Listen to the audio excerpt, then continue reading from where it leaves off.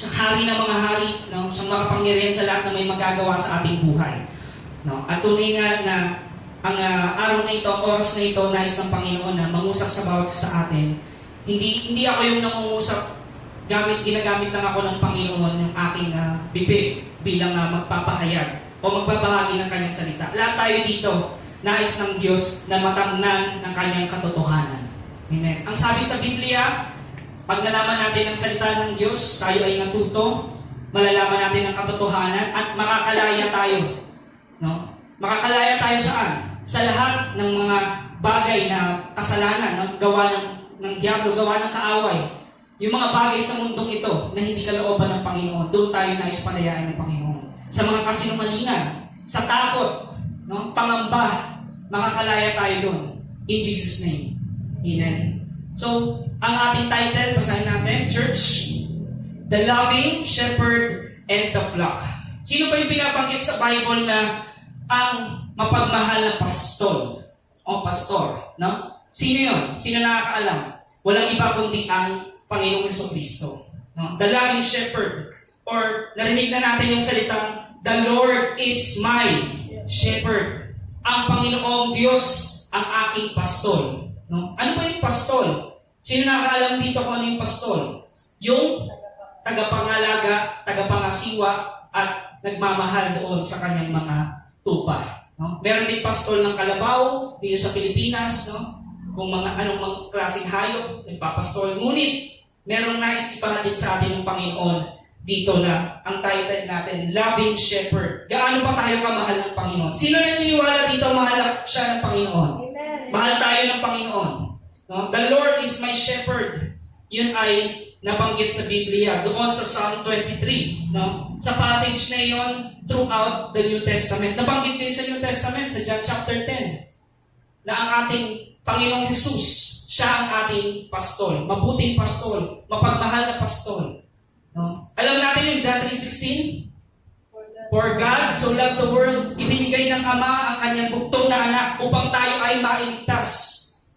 Saan tayo niligtas ng Panginoon? Sa kapangyarihan ng kasalanan. Tayo ay naisangla. Kanino? Sa diablo dahil sa kasalanan. Ngunit dahil mahal na mahal tayo ng Panginoon, so loved the world. He so loved us. Tayong makasalanan, tayong makasanlibutan, tayong mga tao na dati kaaway ng Panginoon, ay mahal ng Diyos. No? Pwede naman isipin natin, brother din, pwede namang hindi pumunta dito ang Panginoon. Pwede ba? Pwede ba yun? Pwede naman yun eh. No? Dahil siya ay Diyos. Kung tutuusin, no? Kung nais niya na mapahamak tayong lahat, pwede naman yun. Pero hindi ginawa ng Panginoon. Bakit? He is a loving God. He is a merciful God. Maawain, mahabagin ang Diyos. Alam natin yun. Amen. At siya ang ating pastol. Tayong lahat ang kanyang mga angkawan niya, ang mga tupa. No? First, sinabi yung good shepherd. Anong katangian ng isang mabuting pastol, ng mapagmahal na pastol? Anong katangian ng Panginoong Jesus? He laid down His life for His flock, for the sheep. No? At ang Panginoon, hinahanap niya, kahit isa man ay mawala, hinahanap yun ng Panginoon. God pursued us. No? Patuloy tayong minamahal ng Panginoon. Kahit maraming tao hindi pinapansin, walang panahon sa salita ng Diyos. Hindi dinidinig ang salita ng Diyos. No? Ang narinig lagi ng mga tao yung salita ng sanlibutan.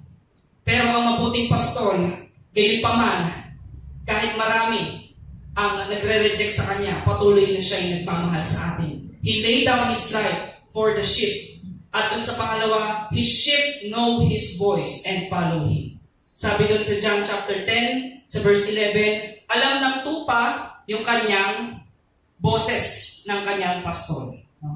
Sino dito kabisado yung boses ng nanay niya, ng tatay niya, ng kapatid niya, na kapag kahit malayo narinig niya, alam niyang siya yun? Amen? Alam mo siya yun eh. Na kapag may narinig kang boses na pamilya, alam mo ang Panginoon yun. Amen? Paano pa tayo maging pamilya sa tingin ng Panginoon? No? Paano natin ma-identify na kung ang tinuturo ba, ang ibinabahagi pa sa atin ay salita ng Diyos o salita lamang ng tao? Paano natin mangyayari yun? Ang sabi sa Biblia, ating bulay-bulayin ang kanyang salita. No? Nang sa gayon, hindi tayo maligaw. Ang salita ng Diyos ang tuturo sa atin kung ano ang katotohanan at kung ano ang nararapat kalooban ng Panginoon. Sa verse 11, I am the good shepherd. Ang nagsasalita dito ang Panginoon Jesus. Ako ang mabuting pastol. The good shepherd giveth his life for the sheep. Binigay ng mabuting pastol ang kanyang buhay para sa mga tupa. Ganon tayo kamahal ng Panginoon. Amen? Grabe, buhay ng Panginoon ibinigay niya. At hindi lang yun, may plano pa ang Diyos para sa ating lahat. Hindi nagtatapos ang buhay natin dito sa mundo. Kaya nga, no, nagkakaroon ng selebrasyon sa langit. Kahit isa man lang, kahit isang tao, no, sa isang araw makakilala sa Diyos, nagkakaroon ng celebration.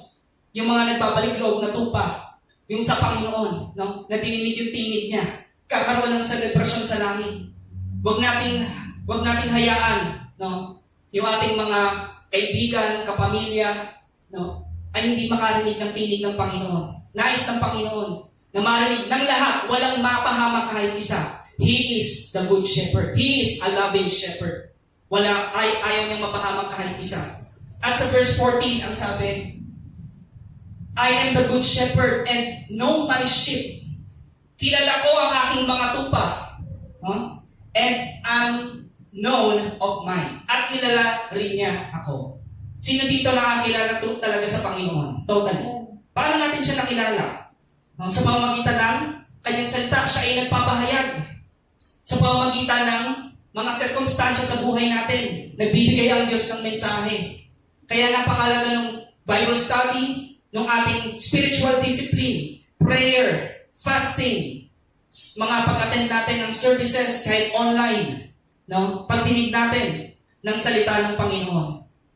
Amen. Doon natin nakikilala ang Diyos. Sa Psalm 23, God is using the analogy of sheep and their nature to describe us. Sino na nakakita dito ng yung tupa? Sheep. Wala dito sa Pilipinas, no? Pero nakikita natin yan sa internet or sa television. No? Ano ba yung pagkakaunawa natin? Ano yung itsura ng tupa? Huh? Ano siya eh? Yung sinasabi yung nature niya, ano yung dinidescribe, ano yung definition ng, or yung description ng isang sheep. Sheep have a natural tendency, wander off, and get lost. May ugali ang sheep. No? Yung pagkain lang siya ng kain, hindi niya na alam kung saan siya napupunta. Kahit naliligaw na siya, hindi niya alam na naliligaw na pala siya. Yun ang sheep. No? Meron siyang ugaling gano'n, no? Wala siyang pakialam na kung siya ay may tendency siya, may ugali siya na siya ay maligaw. Ganyan din tayong lahat. Amen. Lahat ng tao, madaling makalimot sa Diyos. Amen. Kaya nga, paulit-ulit, our faith coming from hearing, not just once, but hearing the Word of God. No? Kaya nga sabi ng Panginoon sa Biblia, no? Through James, sabi, lumapit kayo sa Panginoon at lalapit sa inyo ang Panginoon. At alam ng Diyos kung sino ang kanyang mga tupa. Ano ba ang isa pang katangian ng tupa? Tayo mga mananampalataya, we tend to do same thing, kagaya ng tupa. Tayo ay laging naliligaw. No? Marami, matatagal na sa pananampalataya, nangangahas. Matagal na ako, dekada-dekada na akong Christian. Alam ko na yan, narinig ko na yan. Tinatamad na magpasa. Tamad na maglingkod sa Panginoon. Kilala mo ba talaga ang Panginoon? No? Sabi, alam ng tupa ang kanyang tinig. Sabi sa Isaiah, ganito, sa Isaiah 53, verse 6, all we like sheep have gone astray. Each of us has turned to his own way. Yan ang ugali ng tupa eh. Kaya nga napaka-importante na may pastor na tumitingin. Watching over the flock. No? At nagsasubmit yung mga tupa doon sa pastor. Napaka-importante nun. Kung wala kang pastor, no, sa buhay mo, kung hindi ang Panginoong Jesus ang iyong shepherd, wala kang direksyon, maliligaw ka. Kahit may pera ka pa, kahit mayaman ka pa, kahit na nasa iyo na lahat ng mga bagay sa libutan. Kala mo okay lang? Kala mo okay na yon? Hindi, kapatid. Maliligaw at maliligaw ka. We need God. We need Jesus, the loving shepherd. Amen? Lahat tayo ganito, may ugali, madaling makalimot, katulad ng mga tupa. No? Ligaw, naliligaw. Sabi, we are like sheep. We have turned everyone to his own way. And the Lord have laid on him the iniquity of us all. Kanino ipinataw o itinaga yung mga kasalanan natin? Sa Panginoon Jesus, sa ating mapagmahal na pastor. No? Kapag naligaw ang tupa, ano mangyayari? Siyempre, pag naligaw ang tupa, panganib yun. Nakakalaban ba siya sa lobo? Sa leon? Makakalaban ba siya sa mga mapapangis na hayop? No? Hindi. Walang kalaban-laban ang tupa. Katulad natin, wala tayong kalaban-laban. Ngunit, ang sabi sa Biblia, greater is He that's living in me than he that is in the world. Kung wala kang pastor, kung hindi si Jesus ang pastor ng buhay mo, no? Ikaw ay nasa panganib. Ikaw ay nasa kapahamakan. Ikaw ay ligaw. Ikaw ay walang direksyon. No? Naggagala-gala ka dun sa kadiliman. Ganyan ang isang katangian ng tupa. Kaya napaka-importante ng pastor. No? At aatakihin ang tupa kapag siya'y naligaw. Aatakihin yan. Iba't ibang klaseng mapapangis na hayop. Ano yung tinutukoy ng mapapangis na hayop sa Biblia?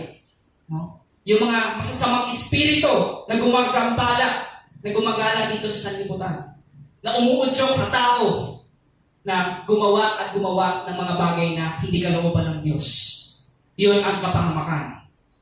Even killing themselves by drowning or falling off cliffs. Hindi nga niya alam no? Na mahuhulog na siya doon sa mataas na balon.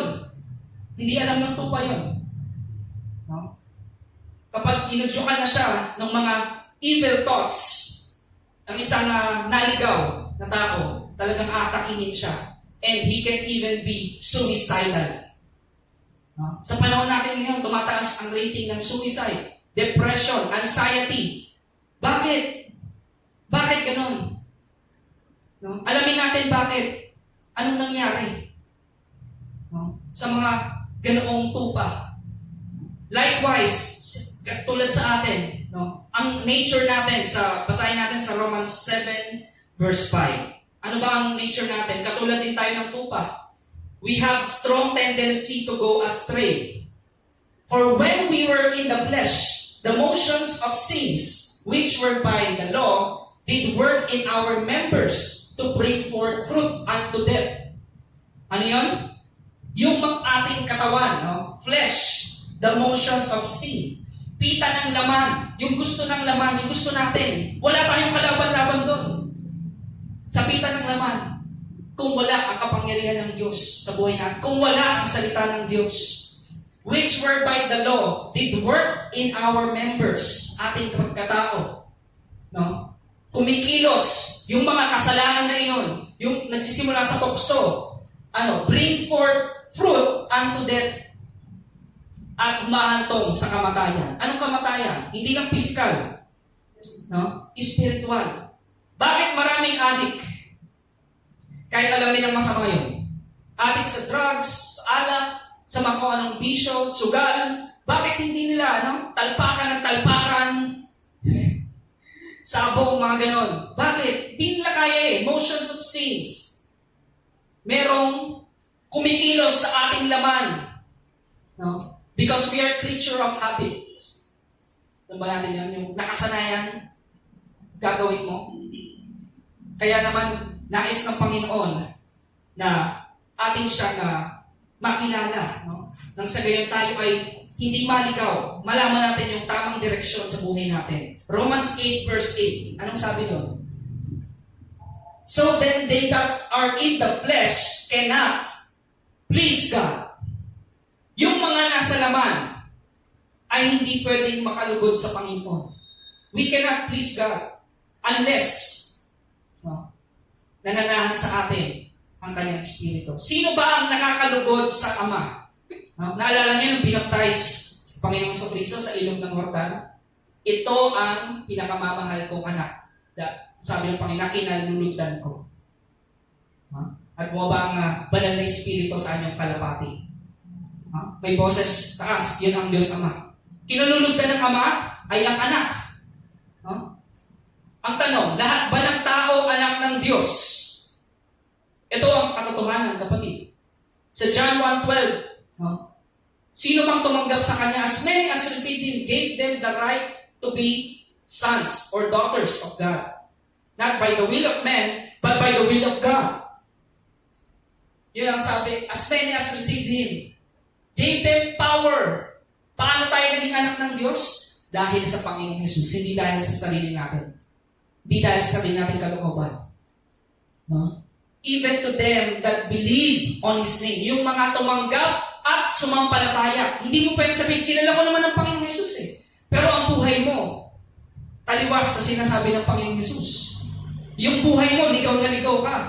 Bakit ikaw na ligaw? Ikaw ang nasusunod sa buhay mo. No? Hindi ka nakikinig sa pastol. Following the lust of our flesh and eyes and pursuing the pride of life. Sa 1 John 2:16. Yung kapalaluan sa buhay natin. Pride of life. Tinatawag. At yung lust of the eyes, lust of the flesh. Wala tayong kalaban-laban dyan sa ganang ating sarili. Alam ba natin yun? No? Gusto mong mobile games. No? Hindi mo mapigilan. Hindi mo na malayan. Ilang oras na pala. Madaling araw na pala. No? Yun yung gusto ng laman mo eh. Hindi ka makalaban. Nakalimutan mong manalangin. No? The spirit is willing, but the flesh is weak. No? For all that is in the world, the lust of the flesh, the lust of the eyes. Naalala niyo yung kay Adan at kay Eva? Una nakita nila maganda yung prutas, no? O yung bunga ng puno na nagbibigay kaalaman sa mabuti at masama. No, maganda. Lust of the flesh. Yung lust of the flesh. Lahat tayo no? May mga ganyan laban sa buhay natin. At hindi natin yan mapapagtagumpayan, kapatid. Lalo na kayo mga kabataan. Lahat tayo, hindi natin mapapagtagumpayan ang laman, ang nais ng laman. No? Kung wala ang pastor. Kung wala ang Panginoong Jesus sa buhay natin. At ang Santong Espiritu, Kanyang kapangyarihan. We cannot overcome unless we are led by the Holy Spirit. Amen. Kaya napakahalaga ang sinabi dito, yung tatlong ito, malaman natin yung lust of the eyes, lust of the flesh, pride of life, hindi galing sa Diyos, kundi galing sa sanlibutan. Amen. At sabi, as such, we are like sheep wandering away from the shepherd through our own futile self. No? Yung ating isip, no? Mababaw. At isa pang katangian ng tupa is dumb ang tupa. Madali siyang makalimot. Madalas, he is stupid. No? At sabi, attempts at self-righteousness. It is our nature to drift away. Hebrews 2 verse 1.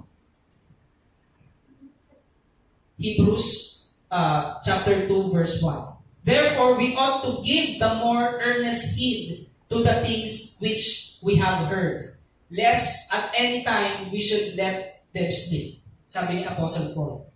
No? Kaya napakahalaga nung salita ng Diyos na paulit-ulit natin naririnig. Sino yung first time nakatin dito? First time lang, nakarinig ng mga ganito. Yan. No? Hindi ito aksidente. Nais ng Panginoon, makilala mo ang kanyang kalooban, makilala mo ang tunay na Diyos. No? And to break His commandments, sabi dito, yung mga tao, no? Nagre-reject sa Panginoon. Kaya napakahalaga ng ating pag-aaral. When we do this, we run the risk of getting lost, even forgetting the way back to God. No? Maraming tao nakakilala na minsan sa Panginoon, pero sila ay naligaw pa rin. Nakalimutan na ang Diyos. at nalugmok sa kasalanan. Naalala niyo yung prodigal son? Kwento ng prodigal son? No? Nalugmok sa kasalanan. At hindi niya na alam kung paano bumalik sa Panginoon. Ganon ang katangian ng tupa. At ganon ang katangian ng mga tupa na naligaw, no? Na hindi nakinig sa tinig ng pastor. Furthermore, when we turn away from the Lord, we soon find ourselves confronting one enemy after another. No? Kapag wala ka sa Panginoon, kapag wala ka sa pastor, wala ka dun sa kawan ng Panginoon, kapag umalis ka doon, anong sinabi mo umalis? Yung sarili mo yung sinunod mo. Kaya hindi ka nakinig sa Lord. Hindi, alam ko na yan. No? Mas nakinig ka sa payo ng sanlibutan. At ikaw ay naligaw. No? Makaka-encounter ka ng mas marami pang mga problema. No? Katulad ngayon sa prodigal son. Problem after problem. Alala niyo yun? Hanggang sa kinakain niya na yung pagkain ng baboy. Nagbabasura na siya. No? At doon niya na-realize na yung sarili niya nakita niya na siya ay makasalanan. No? Yun dapat nakita natin eh. Una sa lahat. Na tayo ay pinatawad ng Panginoon. Tayo ay makasalanan. Walang perpekto sa atin. Wala pang ganap sa atin. No? Huwag natin tularan yung mga Pariseo na nababanggit sa Bible. No? Na naghihintay na magkamali. No? Nagbubulong-bulungan. No? Kung saan magkakamali ang Panginoong Hesus. Pinapangahas nila yung nalalaman nila sa batas ng Diyos. Ngunit, ang lumalabas ay sila ay sumusuway sa kalooban ng Panginoon. Nagiging mapagkunwari. No? Kaya sheep are basically helpless. Wala tayong kakayahan. Wala tayong sariling lakas na kalabanin o magpagtagumpayan ang mga bagay sa libutan, ang mga kaaway, ang diablo. Wala tayong lakas na mapagtagumpayan ng diablo, kundi ang lakas natin ay sa Panginoon. No? Kaya tayo naging mananagumpay, kaya tinawag tayong we are more than conquerors because of the Lord Jesus Christ. Dahil siya ay nagtagumpay na. Amen? Napagtagumpayan ng Panginoon ng kamatayan, binigyan niya tayo ng buhay na walang hanggan, tinubos na tayo mula sa kapangyarihan ng kasalanan, at ngayon, may kapangyarihan na tayo to say no to ungodliness. We have the power and authority because of the Lord Jesus Christ, no? Na ating siyang pastor. Wala tayong kapangyarihan kapag tayo malayo sa Diyos. Kapag hindi ka konektado sa Panginoon. Amen? Yung parang cellphone. No? Oo, sige, naka-charge ka ngayon. No? Pero unti-unti yan, manghihina. Kung hindi yan, tuloy-tuloy na konektado doon sa source of power. Amen? At ang mga tupa ay talagang walang kakayahan. And they cannot survive long without a shepherd. Hindi tayo makakasurvive sa sanlibutan ito. Hindi tayo matatagumpay kung wala ang Panginoong Hesus. Amen. Upon whose care, they are totally dependent. Likewise, like sheep, we are totally dependent upon the Lord to shepherd. Amen. Sino dumidepende dito sa Panginoon? Yung nagtitiwala sa Diyos. No? Marahil yung ilan sa atin hindi nagtitiwala sa Panginoon. Bakit? Hindi mo pa ganun siya kakilala eh. Hindi mo pa alam yung kanyang salita. Hindi mo pa alam yung kanyang aral. No? Hindi mo pa ganoon kakilala ang Panginoon na lubos kang nagtitiwala sa Kanya. Ngunit kayo'y paman, napakabuti ng Diyos dahil patuloy siyang kumikilos sa lahat ng tao. No? Na yung kanyang salita ay narito pa rin buhay na buhay. Isipin niyo 2,000 years ago or many years ago. No? Hanggang sa ngayon, pinag-uusapan alin? Salita ng Diyos sapagkat ito'y buhay. No? Meron sa history ng tao ay tinangkali lang pawalan ang Bible. Sunugin ang Bible. Sunugin ang record. Yung mga manuscripts. Pero nangyari ba yun? Hindi. No? Bakit? Dahil ang salita ng Diyos ay magpakailanman. At ang salita ng Diyos ang ating mapangahawakan, ang ating sandata, sa lahat ng laban natin sa buhay. No? Ang ating Panginoon Jesus, sabi niya, hindi kita iiwan, hindi kita pababayaan. Ganun niya kamahal ang lahat ng tao, ang kanyang mga tupa. He will protect His sheep, His flock. Now, we are totally dependent. Kaya dumipende ka sa Lord. Lord, ano ba ang gagawin ko sa problema kong ito? Ano ba ang gagawin ko sa buhay kong ito? Ano ba ang dapat kong pasukan na trabaho? Ano ba ang dapat na negosyo? Ano ba dapat ang nakakalugod sa iyo, Panginoon? No? Malalaman natin yun kung tayo ay nagsasaliksik ng kanyang salita. At tayo ay dumidepende sa kanya. The Lord, no, our shepherd, He protect and He cares for us. Sheep are essentially dumb animals that do not learn well and extremely difficult to train. Totoo ba yun? Katulad tayo ng tupa, we are difficult people. Mahirap tayong matuto. Kailangan paulit-ulit, aabot ng ilang taon, dekada pa, no? Bago tayo mag-mature as a Christian. Hindi mo pwede sabihin, matagal na akong Christian. Alam ko na yan. Hindi yun. Every day, God wants to reveal His fresh revelations sa ating lahat. No? Step by step, nais ng Panginoon tayo ay mag-mature. At mangyayari na yun kung dinidinig natin ang kanyang tinig at sinusunod natin ang kanyang salita. No? Ang tupa, they do not have good eyesight. Yung mata, pag ganun pa nga yung mata ng tupa eh. Yung wala silang magandang pananaw. Nor do they hear well. Ang tupa, mahina ang pandinig niyan. Amen? They are very slow animals who cannot escape predators. May panlaban ba yung tupa? Pag nandiyan may mga predator, mga mababangis, wala. Ganun din tayo. Wala tayong kalaban-laban. Pag ikaw ay naligaw, no? Yung balahibo mo, or yung ginagawang jacket, alam niyo yun, yung sa tupa, kakapal yan, no? At lalong babagal ang usad ng buhay mo. Kapag gano'n ang nangyayari sa usad ng buhay Kristiyano mo, no? Saliksikin natin ang ating puso. O magpasaliksik tayo sa Panginoon. Lord, search me, O God. Know my heart today. See if there's iniquities within me. No?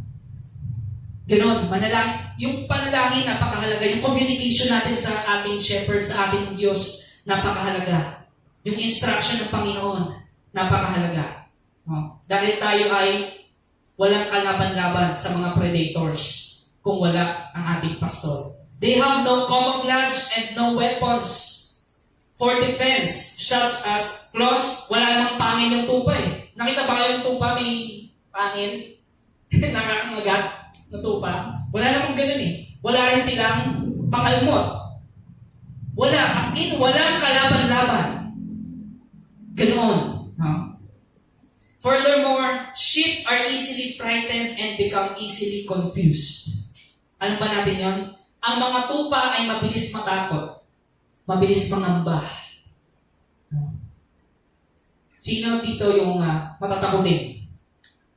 Hindi dito yung sinasabi na takutan na yung kwentong nakakatakot. Hindi ganun. No? Yung mga bagay ba yung sa buhay, no? Uncertainty. No? Ganun tayo eh. Anong sabi sa Biblia? When I am afraid, I put my trust in you. Lapit ka agad sa Panginoon. Lapit ka agad sa pastol. No? Siya ang shepherd. Siya ang magtatanggol sa iyo. Siya ang mag-aalaga sa iyo. Huwag kang lumakad sa sarili mo. No? Follow His steps. Follow the shepherd. Madaling matakot, ano ba? Ang sheep ay madaling ma-confuse, madaling malito. No? Madaling malito ang sheep. Madaling mauto. Sino dito yung mga uto-uto? No? Madaling mauto ng sanlibutan. No? Konting pabulaklak na salita lang, no? Okay na. Maniniwala ka na kaagad. Nakalimutan mo na yung sinabi ng pastol. Madaling makalimot, madaling malito, madaling matakot, ganyan ang mga tupa. In fact, they have been known to plunge blindly off a cliff, following one after another. No? Wala silang kaalam-alam. Yung nilalakaran nila, ang dulo ay kapahamakan. Mahuhulog na sila doon. Ganyan tayo mga tao eh. Or yung kahit yung sinasabing pananampalataya na tayong mga tupa. Ganyan tayo. Wala tayong kakayahan. We need God. We need shepherd. The loving shepherd. The good shepherd, the Lord Jesus Christ. Shepherds in Bible times faced incredible dangers in caring for their sheep. Alam ba natin yon? Yung mga nagpapastor, yung mga pastol, marami din kapahamakan na kinakaharap yan. Alam niyo ba hanggang ngayon ay lumalaban ang Panginoong Hesus para sa atin? Alam ba natin yon? Na pinapanalangin tayo ng Panginoong Hesus, hindi siya tumitigil hanggang ngayon. Siya ang nag-i-intercede para sa atin, tagapamagitan sa Diyos Ama. No? Patuloy tayong pinapanalangin ng Diyos na tayo ay binibigyan kalakasan ng Panginoon na mapagtagumpayan ang araw-araw na laban natin. No? At ang mga shepherd, sinasabi ay meron ding mga danger na kinakaharap. Katulad ni Haring David sa 1 Samuel 17, verse 34. Si Haring David, bata pa lang siya, nagpapastol na siya ng mga tupa. Alam niyo yung mga kinakalaban ni Haring David? No? Sabi ng mga Bible scholars, around 14 years old lang siya, teenagers. Teenager siya. No? Ang kinakalaban niya, alam niyo yung mga mapapangis na hayop. Katulad ng leon, yung mga asong gubat. Yung kinakalaban ni Haring David. No? Anong ginagamit niya? Sino nakalam dito, ano yung gamit ni Haring David? O bago pa siya maging Haring David, ano yung gamit niya? Ano yan? Yun. Bukod dun sa tungkod, meron siyang, yung ginamit niya kay Goliath. Ang tawag doon? Yun, tirador or sa English ay sling. Yun, slingshot. Thank you. Ayun, slingshot ang ginagamit ni Haring David. Ganun din ang mga pastor. Ganun din ang Panginoon sa Kristo, pinaglaban niya tayo. Dahil mahal tayo ng Diyos. In order to be a good shepherd, they have to be willing to lay down their lives for their sheep. Inaalay ng mabuting pastol ang kanyang sarili para sa mga tupa. Ang Panginoong Jesus, dineklara niya, siya ang mabuting pastol, siya ang mapagmahal ng pastol, at pinakita niya ito by giving His life. No? Siya ay napako sa krus dahil sa ating lahat ng kasalanan. Kinuha niya lahat para tayo ay hindi mapahamak. Ganun tayo kamahal ng Panginoon. The Son of Man did not come to be served, but to serve. And to give His life as a ransom for many. Pinagtubos yung kanyang buhay para sa marami. Sa Matthew 20:28, yun ang sabi doon.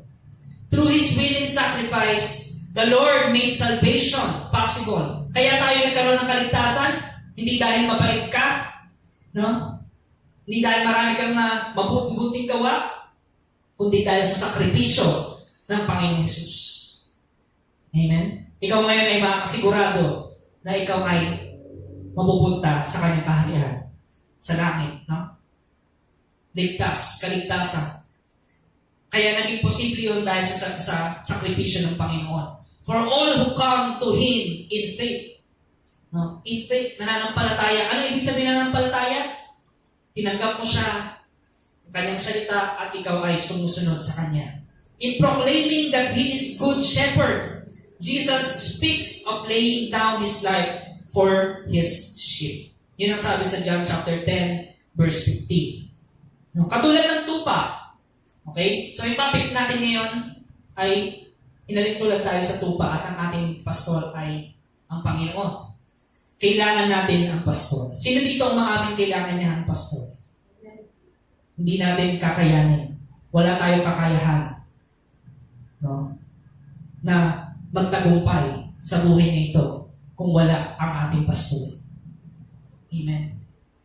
Tayong mga tao, we are spiritually blind, no? Nung di pa tayo nakakilala sa Panginoon. And we are lost in this world. Tayo ay ligaw. No? We were once lost, but now we are found. No? Hinahabagan tayo ng Diyos. Hinahabagan niya yung tayong lahat na naligaw. At kagalakan ang ating nadama nung tayo ay nasumpungan niya. Amen? That is why, no? This is why Jesus spoke to the parable of the lost sheep sa Luke chapter 15, verse 4 to 6. He is the good shepherd who laid down His life for us. Binigay niya ang kanyang buhay. He searches for us. Hinanap niya tayo. Ang totoo, mga kabataan, mga kapatid, ang tao hindi man talaga naghahanap sa Diyos eh. Amen. Hindi man talaga mahal ng tao ang Diyos. We love because He first loved us. Siya ang nag-initiate. Siya ang nauna na lumapit sa atin. Kaya tayo natutong magmahal. Natutong magpatawad. Hinanap niya tayo. Hinanap niya tayo mga tupang ligaw. Tayong lahat natupang ligaw na ngayon ay nasa kawalan ng Panginoon. Hallelujah. Dahil sa kanyang sakripisyo. No? To save us and to show us the way to eternal life. Sa Luke 19 verse 10. Anong sabi dito? Basahin natin. Tulungan niyo ako, no? For the Son of Man is come to seek and to save that which was lost. Yung mga nawawala, na parito ang Panginoon upang hanapin at iligtas. Tayo nga ay kabilang doon. At nahanap na tayo ng Panginoon. Amen? Amen. Hallelujah. Kaya sabi, we tend to be like sheep, consumed with worry and fear. Lagi tayong alala, lagi tayong takot. No? Ano ang mangyayari bukas? Kailan pa matatapos itong COVID? Ilang variant pa ba? Kailan ito matatapos yung pandemic? Bumabagsak ng ekonomiya. No? Dami ang takot. No? Nangangamba kung ano ang mangyayari sa mga susunod na panahon. Pero, praise God, meron tayong mapagmahal na pastor. Walang iba kundi ang Panginoon Jesus. Na nagmamahal sa atin. Nagkakalinga sa atin. No? Following after one another. By not following or listening to the shepherd's voice, we can be easily led astray by others. Sa John 10:27. No? At ang tao rin ang gumagawa ng sarili niyang kapahamakan. Alam ba natin yan? Maraming tao, siya rin yung gumagawa ng sarili niyang kapahamakan. No? Dahil wala nang direksyon ang buhay. Sunod lang sa agos. Sige, mag-adik. Sige, magsugal. Sige, maglasing. No? Sunod lang. Wala kang direksyon. Bakit? Hindi mo alam eh. Ikaw ay walang kakayahan. Ngunit dahil sa ating mabuting pastor, tayo ngayon ay meron ng tamang dinaraanan. No? At siya yung ating sinusundan. Sabi dito, my sheep hear my voice and I know them and they follow me. Sino yung totoong tupa ng Panginoon? Yung mga sumusunod sa kanyang boses. No? Sinunod mo ang boses. Sabi ng Panginoon, magpatawad ka. Sabi ng Panginoon, batiin mo siya. Ngitian mo siya. No? Hindi, kaaway ko yun eh. Sa mga ugali niyan eh. No? Hindi natin kaya. Totoo. No? Totohanan lang, church. Hindi natin kaya. Mahalin yung kaaway, hindi natin kaya. Wala tayong kakayahan gawin yung mga bagay na yun.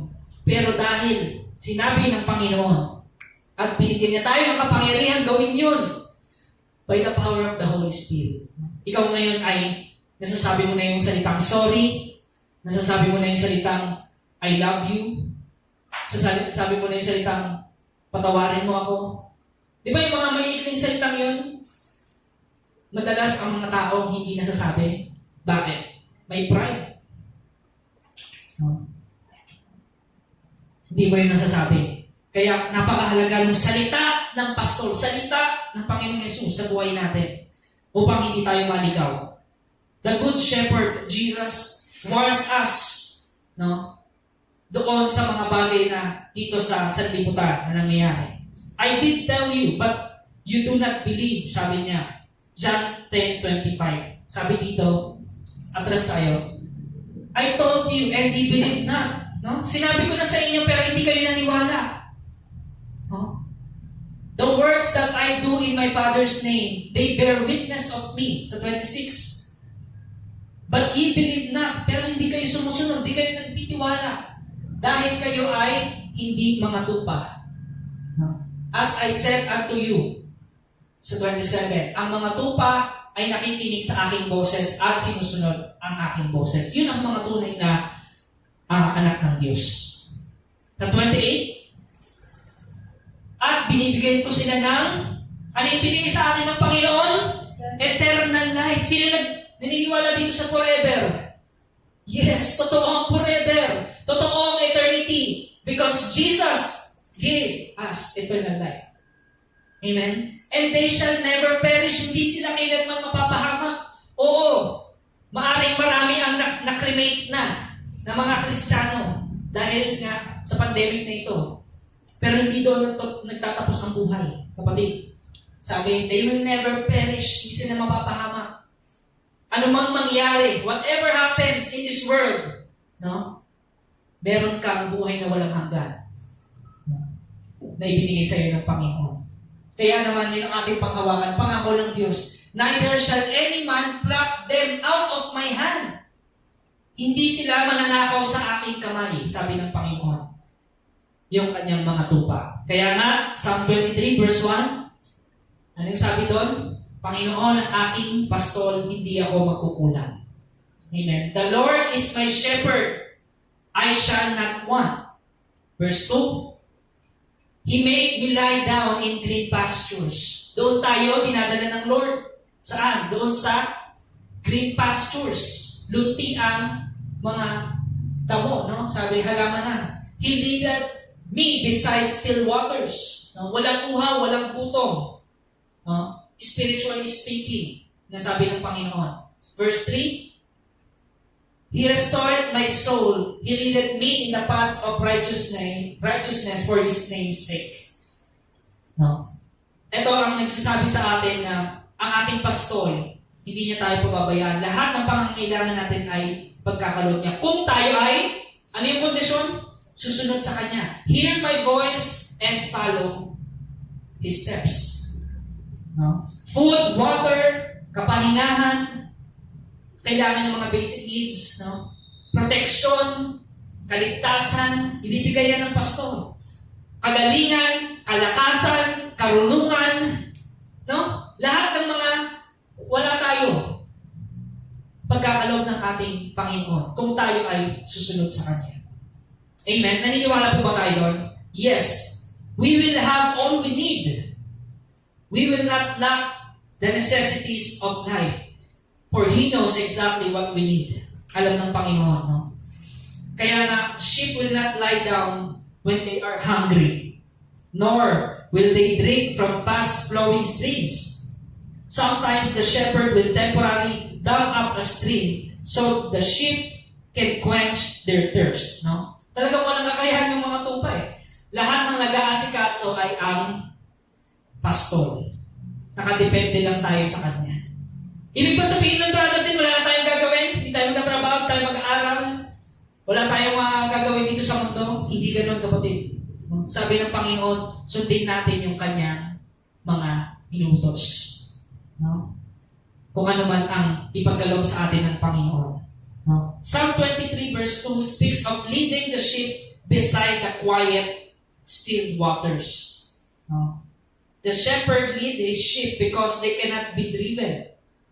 Kaya nga yung pastor, meron siyang staff, no? Or yung rod, na nililid niya yung mga tupa kung saan doon merong pagkain.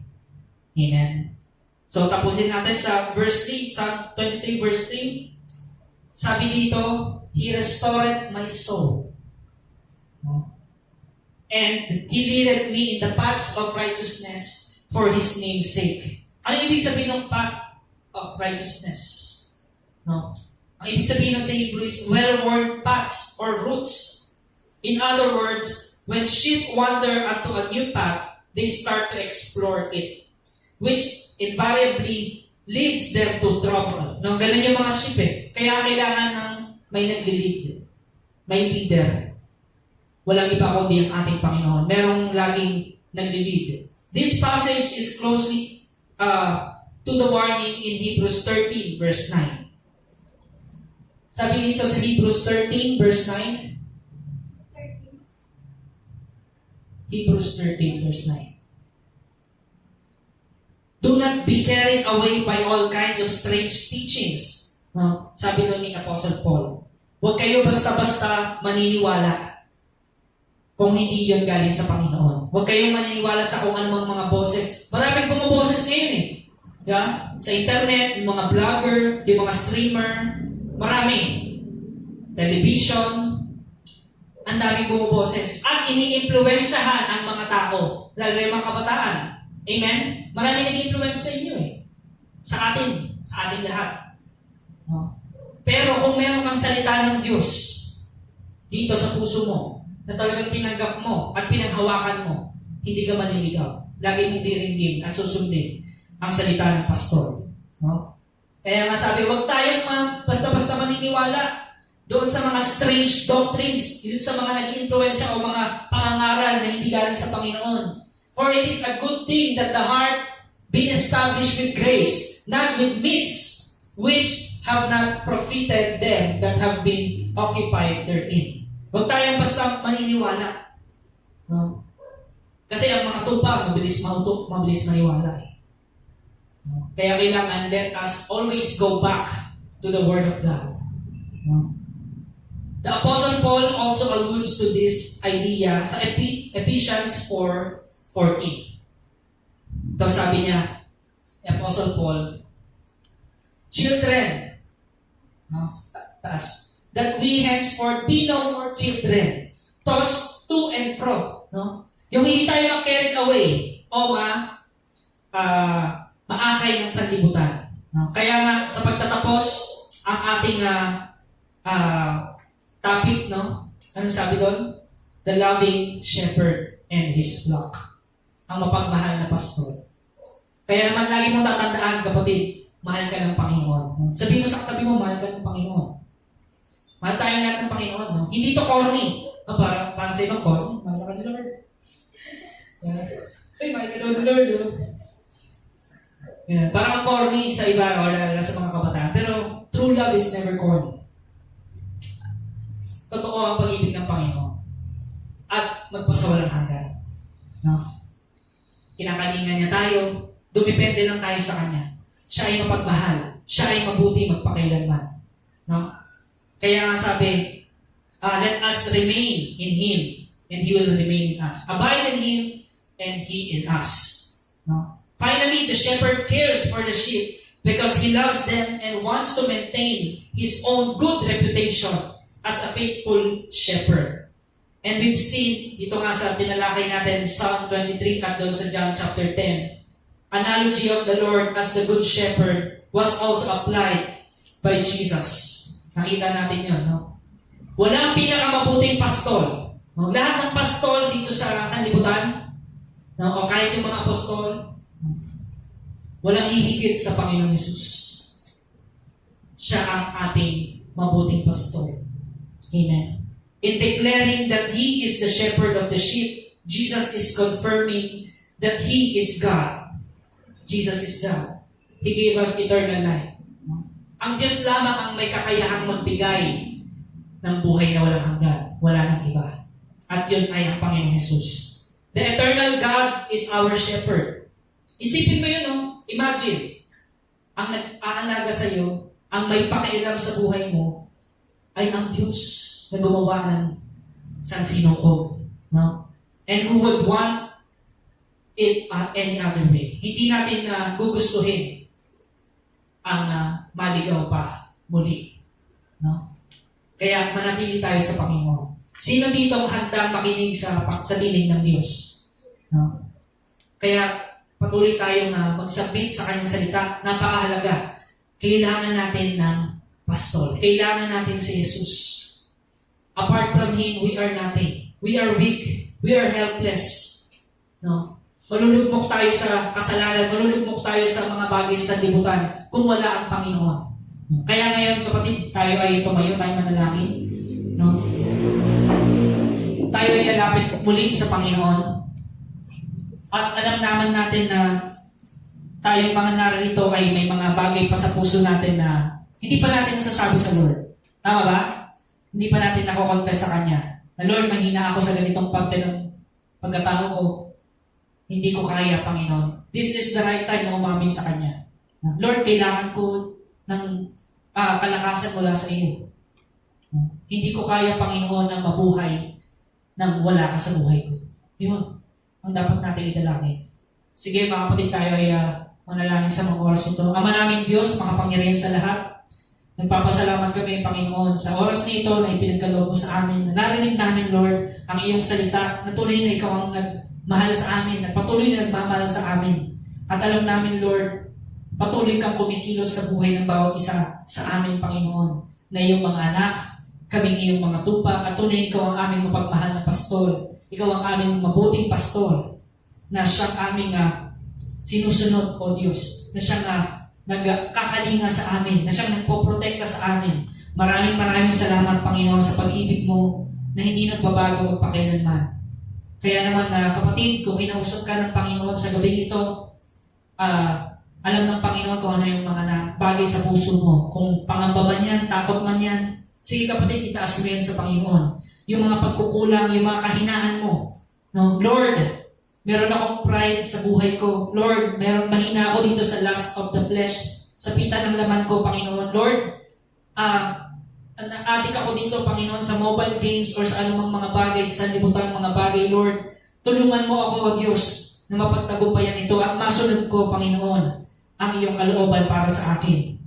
Maitaas ka, Panginoon, sa buhay ko, sa mga ginagawa ko, Panginoon. Makita, Lord, ang tunay na pagbabago na nagmumula sa iyo sa pamamagitan ng salita mo, O Diyos, sa aming buhay. Kaya naman, Ama, patuloy kami nagpapasakop sa iyo. Dinadalangin namin ang mga kapatid na wala rito sa kanilang tahanan, Panginoon. Patuloy kang na maghari sa buhay ng bawat isa. Sa bawat isa sa amin, Lord God, patuloy na ikaw lamang ang maitaas at mapapurihan. Sa iyo lamang namin, Panginoon, inaalay ang papuri, ang pagsamba, at karangalan, O Diyos, sa pangalan ng aming Panginoong Jesus. Amen and amen. Palakpakan natin ng Diyos. At muli, mga kapatid,